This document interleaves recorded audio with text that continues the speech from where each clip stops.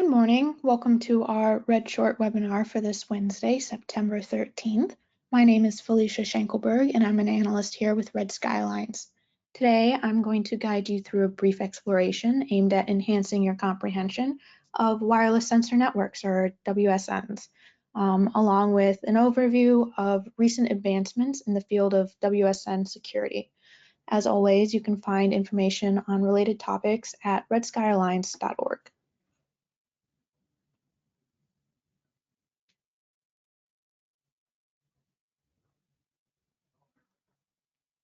So here's the agenda for today. We will start with a concise definition of wireless sensor networks, or WSNs.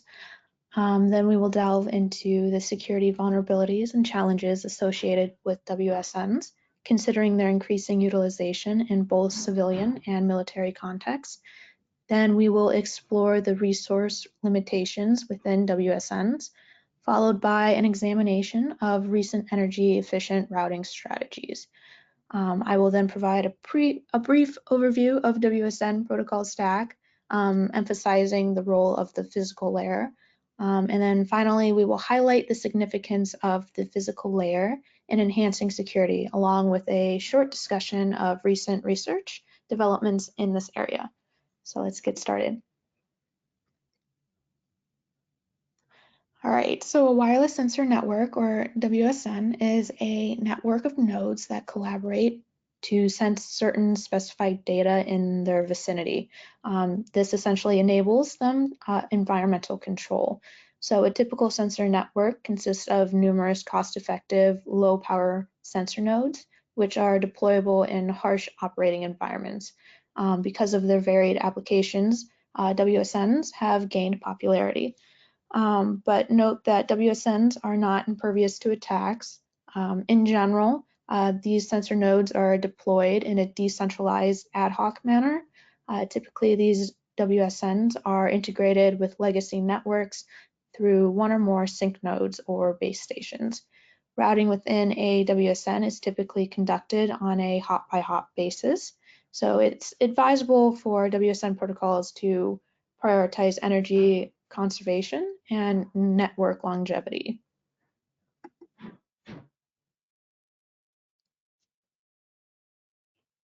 All right, so there are some serious limitations when implementing security for WSNs. They present extreme resource limitations in available storage space, computing, battery life, and bandwidth. As a result, sensor networks present major challenges for integrating traditional security techniques and resource constructed networks. Additionally, the ad hoc decentralization nature of WSN poses even greater challenges to applying conventional security mechanisms. So research must take all of these considerations and constraints into mind while providing adequate security to WSNs. So recent research conducted by Yindi et al. In their paper titled Game Theory and Convergence Optimization based multi-hop routing protocol for network lifetime and wireless sensor networks actually offers valuable insights. They highlight that the section of cluster heads and relay paths play a pivotal role in constructing an efficient multi-hop routing protocol. So their study introduced a multi-hop routing protocol grounded in game theory and convergence optimization. So they set out to explore the conditions under which multi-hop strategies between clusters were most effective, and revealed the correlation between the number of cluster heads and the network energy consumption. So for those seeking to delve deeper into the subject matter, you can find the reference paper linked in the associated article at redskylines.org.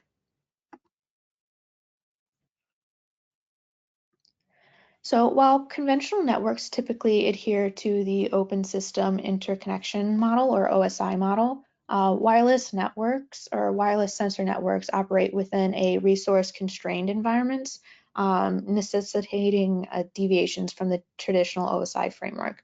So a traditional WSN protocol stack comprises of 6 layers: an application layer, middleware, transport, network, data link, and physical layer.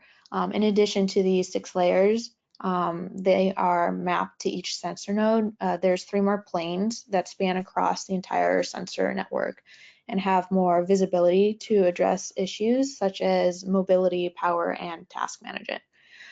So the application layer aims to create an abstraction from the main functions of the sensing application, thereby making the lower software and hardware levels transparent to the end user.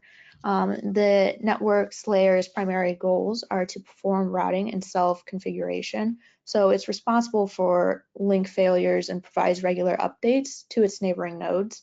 However, ensuring network connectivity is a major issue due to the dynamically changing network's topology.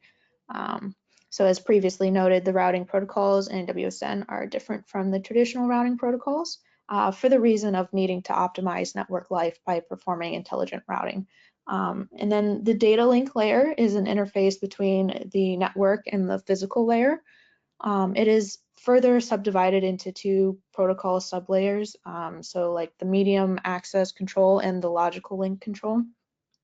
So the MAC module has a critical role in conserving network life by efficiently and fairly allocating medium access to the contending nodes. And then the LLC is on top of the MAC layer, and it's responsible for the cyclic of redundancy check, sequencing information, and adding appropriate source and destination information.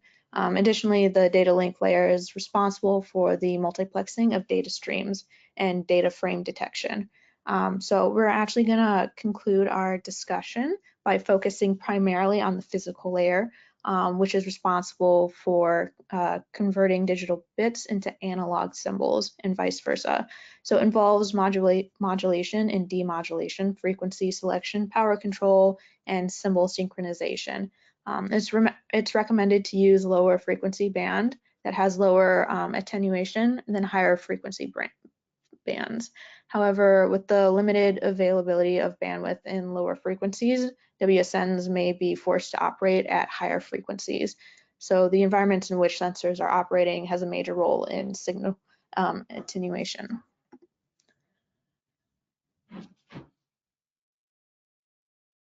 So this last part of our discussion will center around the significance of the physical layer security and thwarting WSN attacks. So transmitting sensor data over the air is susceptible to eavesdropping and threats owing to the inherent openness of wireless channels. So to review in the context of WSNs, eavesdropping is an operation to learn the aggregate data that are being collected by the entire network. So eavesdropping between 2 specific sensor nodes may not help the attacker in understanding the entire network thoroughly, but it can be further classified into active and passive eavesdropping. An active eavesdropper sends queries to other nodes in an attempt to investigate them to respond to his queries, and in exchange will be able to comprehend the precise task assigned to the nodes in the network. Usually the attacker launches a man-in-the-middle attack to infiltrate the network by forcing himself into the active path. The passive eavesdropper listens to all traffic that's sent over a broadcast medium, so it may be difficult to detect a passive eavesdropping attack because the attacker is not carrying out any actions beyond listening. So the deployment of key-based cryptographic methods in WSNs presents challenges as the distribution, maintenance, and management of secret keys are expensive under dynamic and large-scale topologies. So in this context, physical layer security has emerged as an appealing low complexity paradigm to realize the secure transmissions by exploiting wireless media characteristics. So it promises to be a powerful supplement or even alternative to the cryptographic mechanisms for WSNs. So in the paper titled Physical Layer Security and Large-Scale Random Multiple Access Wireless Sensor Networks, a Stochastic Geometry Approach, a comprehensive study on the physical layer security and large-scale wireless sensor networks was conducted. So these networks consisted of randomly deployed sensors and fusion centers, while also contending with the presence of randomly distributed eavesdroppers seeking to intercept the data transmissions from the sensors. So the primary objective was to establish a unified framework for evaluating transmissions reliably and secretly. with a focus on optimizing the network's overall performance in terms of some secrecy throughout. So the numerical results validated the theoretical findings, which highlighted the utility of suboptimal schemes in cases with stringent connection outage probability, or COP, or loose secrecy outage probability, so SOP constraints. So with that, we have reached the end. Today's discussion covered wireless sensor networks, or WSNs, addressing security challenges, optimizing energy efficiency, discussing the WSN protocol stack with an emphasis on the physical layer, and highlighting recent research in enhancing its security. So I hope these insights provided you with a comprehensive understanding of WSN's complexities and solutions.